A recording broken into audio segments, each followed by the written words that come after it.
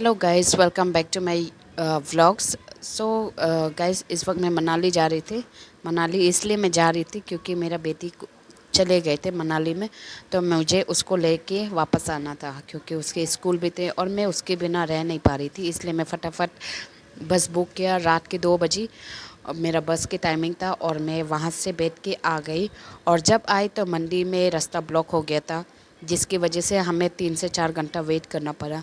जब बाद में कुछ उपाय नहीं मिला तो हम लोगों ने मिलके टैक्सी बुक करा, जहाँ पे पर पर्सन 1000 चार्ज कर रहे थे, लेकिन बाद में रिक्वेस्ट करने के बाद 800 रुपीज़ पर पर्सन किया।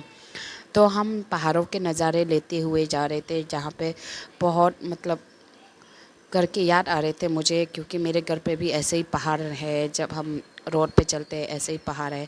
और यहाँ पे बीच बीच में बैम्बू का पेड़ भी देखने को मिल रहा था, जिसे मुझे और ज़्यादा अपने घर को मिस करने में मजबूर कर रहे थे।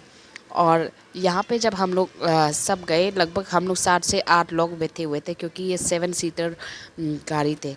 तो ये रहा बैम्बू, आप देख सकते हैं। इसके हम लोग तो बैम्बू शूट खाने वाले लोग हैं। तो क्या हुआ कि जो मेरे साइड में जो बैठे हुए थे कपल, तो उनके बच्चे थे। उनके बच्चे को मोशन सिकनेस हो गया था, जिस वजह से वॉमिटिंग करने लगे थे लगातार। मैं समझ सकती हूँ, क्योंकि मैं जब छोटे थे मैं भी बहुत वॉमिटिंग करती थी। हालांकि अब भी करती हूँ। अभी मैं ऐसे नहीं करती हूँ। जब मैं पहाड़ में जाती हूँ, ज़्यादा घुमाकर वाला रास्ता में जाती हूँ, तब मुझे भी मोशन सिकनेस हो जाते हैं। तो उसको देख के मुझे और ज़्यादा मोशन सिकनेस होने लगे और मुझे भी वॉमिटिंग लगने लगे। तो मैंने ड्राइवर को बोला कि मुझे कैरी बैग दे दो, मुझे वॉमिटिंग लग रहा है, क्योंकि मैं गाड़ी रुका के टाइम वेस्ट नहीं करना चाहती थी। और आप देख सकते हैं ये घर कितनी सुंदर है। ये आईटी सेक्टर है। आई मंडी का आईटी सेक्टर है। और पहाड़ इलाके में एक साथ इतना बड़ा घर देखना यूनिक लगता है, काफ़ी सुंदर लगता है। तो फिर भी हम लोग आगे बढ़ते बढ़ते जा रहे थे और काफ़ी बातें साथी करके आप देख सकते हैं कितना सुंदर नज़ारे है, कितना सुंदर। आँखें मतलब मेरे जो आँख है ना, वो बस मिरर में ही जा रहे थे बार बार। जो खिड़की है वहीं पे जा रहे थे, क्योंकि इतना सुंदर नज़ारा दिख रहे। मतलब ये सब चीज़ सिटी में देखना इम्पॉसिबल सा है। जब आप पहाड़ इलाके जाते तो नज़ारे के लुत्फ़ उठाओ, मज़ा उठाओ।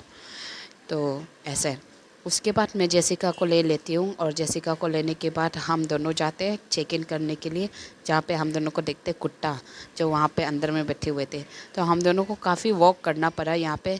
लगभग हम दोनों को 20 से 25 किलोमीटर वॉक करना पड़ा, जहाँ जेसिका लगभग 7-8 किलोमीटर वॉक किया है इतने छोटे से बच्चे ने। तो मुझे बहुत दया आया था, क्योंकि यहाँ पे जो ऑटो है ना, वो या तो मॉल रोड से आप ले सकते हैं, और चलते फिरते ऑटो तो आपके लिए नहीं रुकेगा।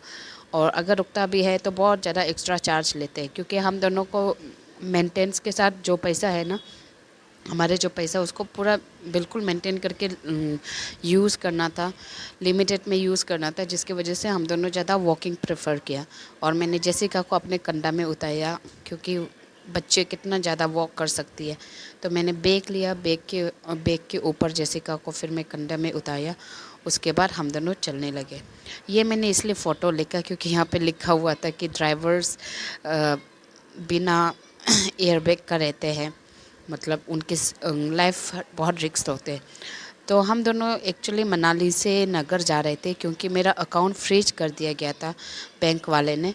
तो वही पता करने के लिए हम दोनों नगर जा रहे थे। और इसी वक्त जेसिका भी सो जाती है। और इस वक्त कसम से मेरे पास 1 रुपया पैसा नहीं था, क्योंकि मेरे सारे जो पैसा है वो अकाउंट में ही था। फिर हम लोग वहाँ से बातचीत करके हम हडिम्बा टेम्पल आ जाते हैं। तो हडिम्बा टेम्पल में हम दोनों तरफ फ़ोटो सेशन करते हैं और थोड़ा हंसी मजाक करते हैं। बहुत अच्छा लगा मंदिर जाने के बाद, बहुत खुशी और बहुत ऐसा फील होता है कि भगवान तो है मेरे साथ, चाहे कोई अपना हो या ना हो, कोई रहे या ना रहे, भगवान तो है मेरे साथ और हम दोनों हैं तो सब कुछ है। बाय।